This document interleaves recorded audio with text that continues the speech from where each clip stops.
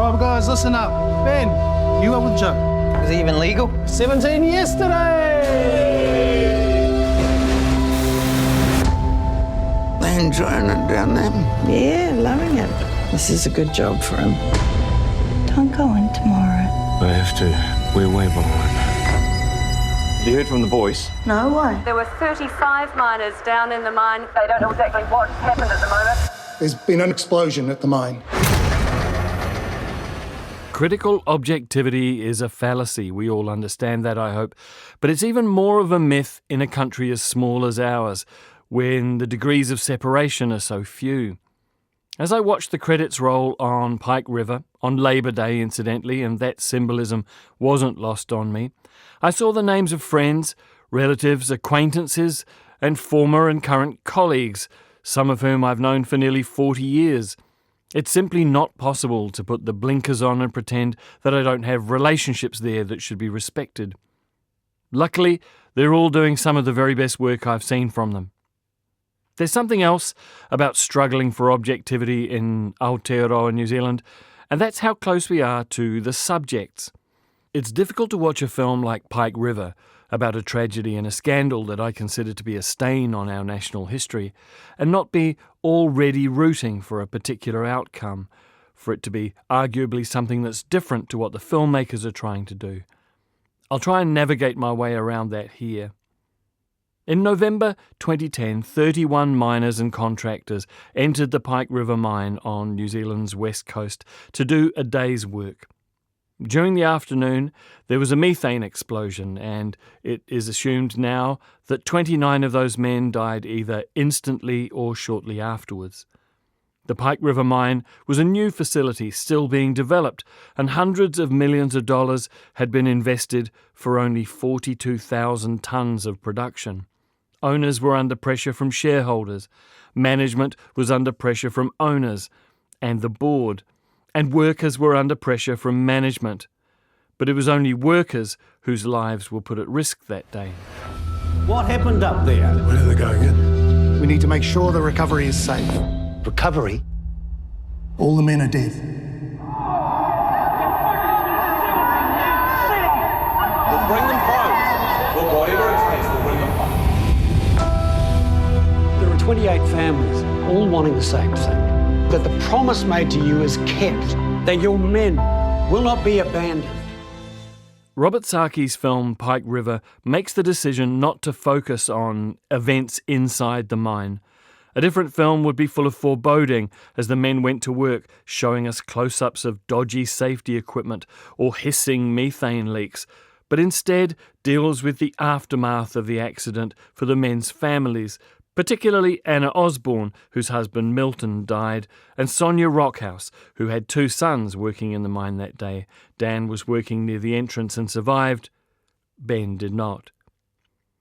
The film follows these women over a decade or more as they fight to find their voices on behalf of themselves, their community, and especially their men in the face of corporate, judicial and governmental obstacles to what they see as natural justice, bringing the men home so they can be laid to rest properly.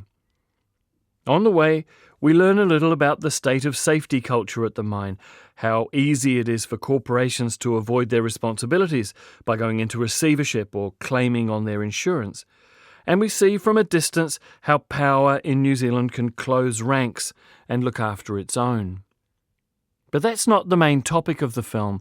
It's more interested in the women at the centre, the human story behind the endless campaigning, the banging their heads against the metaphorical coalface, and a little bit about the toll that obsession took on the ones around them that were still alive.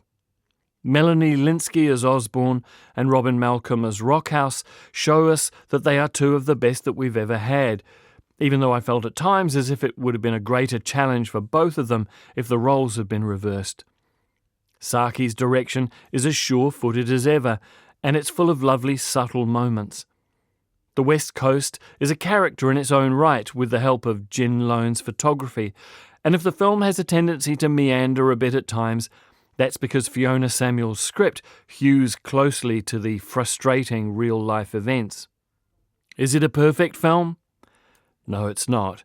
It's excellent on its own terms, but to be perfect, it would need to provoke some kind of change, structural change, meaningful change, permanent change on behalf of those 29 men.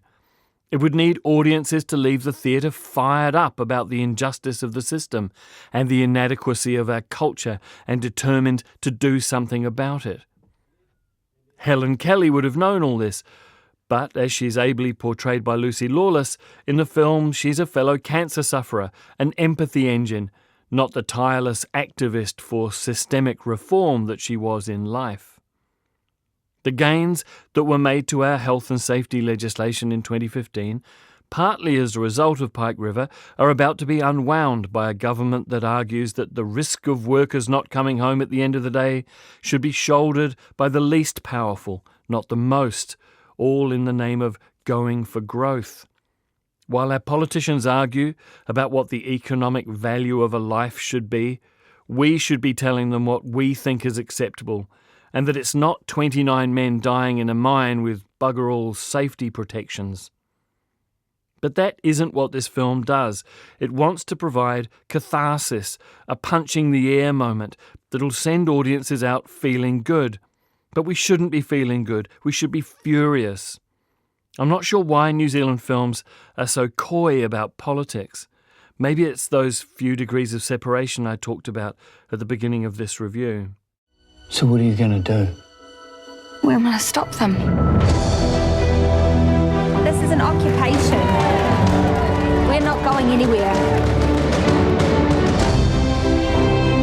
If we know how they died, we know who has to be accountable. There's nothing up there, Mum, but you can't let go of it.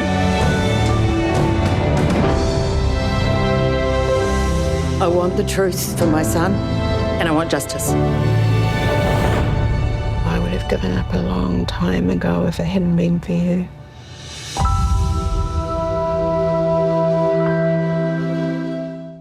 Pike River is rated M for offensive language and is screening all over Aotearoa, New Zealand from this weekend.